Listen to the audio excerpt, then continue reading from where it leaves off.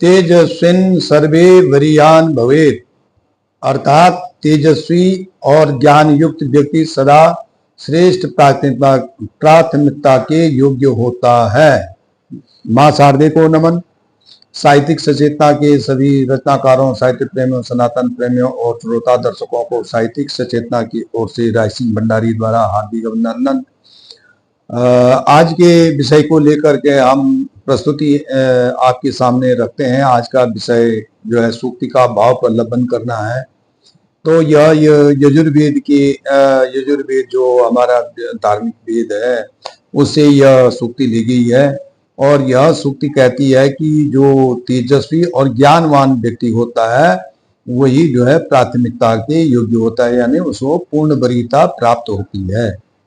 तो आप वरीयता क्या होती है? सनातन धर्म में वर्णित वरीयता के 5 आयाम होते हैं: अवरीयता, अल्प वरीयता, अर्धवरीयता, अधिवरीयता और पूर्ण वरीयता।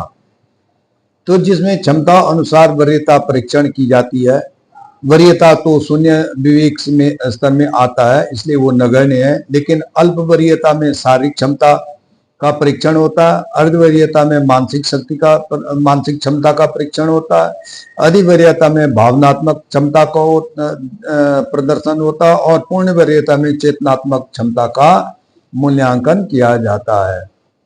तो आज का विषय जो पूर्ण वरीयता है उसकी जो क्या व्याख्या है। सूक्ति के अनुसार जो व्यक्ति ज्ञानवान और तेजस्वी है वही पूर्ण वरीयता योग्य है, अर्थात उसने शारीरिक, मानसिक और भावनात्मक स्तर को पूर्ण रूप से प्राप्त कर लिया है, इसलिए अब वह पूर्ण वरीय है।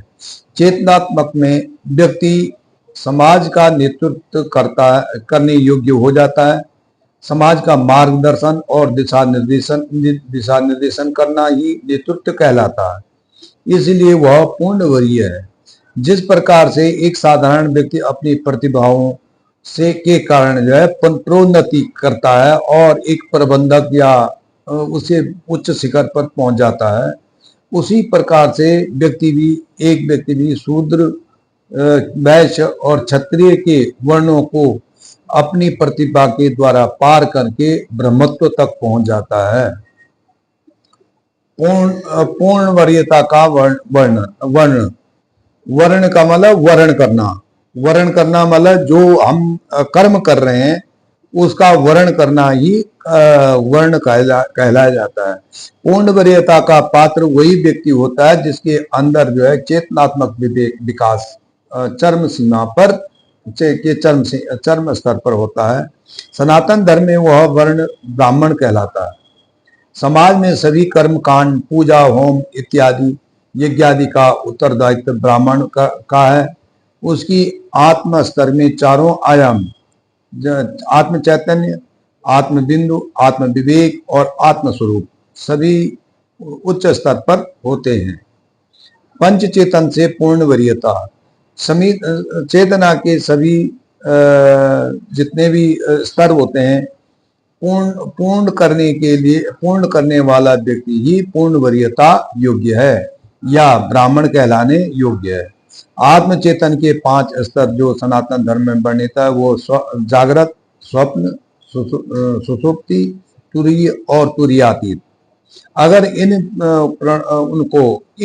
स्तरों को जिस व्यक्ति ने अपना मतलब पूर्ण कर लिए हो तो वही एक पूर्ण वरीयता में आते हैं, वही ब्राह्मण वर्ण में आते हैं और वही समाज का नेतृत्व करने में सक्षम रहते हैं। ये उनकी क्षमता हो जाती है। आत्म स्तर के जो 5 आयाम है उसमें क्या क्या होता है कि आत्मा भी 5 आयामी होती है। जिन्होंने इन सभी आयामों को पूर्ण कर दिया हो वही ब्राह्मण कहलाता है। उसे ब्रह्म ज्ञान मिल जाता है, वह आत्मज्ञान मिल जाता है उसको।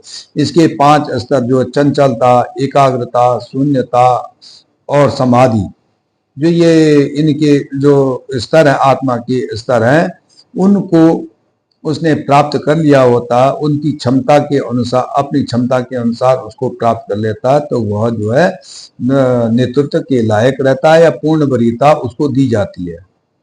अर्थात कहने का आशय यह है कि व्यक्ति तभी तेजस्वी और ज्ञानवान बनता है जब उसने आत्मा के सभी स्तर, विवेक के सभी आयाम और चेतना के सभी बिंदु पूर्ण कर लिए हों, और वह तब जाके वह व्यक्ति ब्रह्मज्ञानी कहलाया जाता है।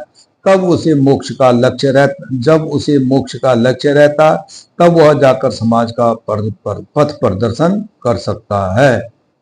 धन्यवाद। राय सिंह भंडारी, गुड़गांव।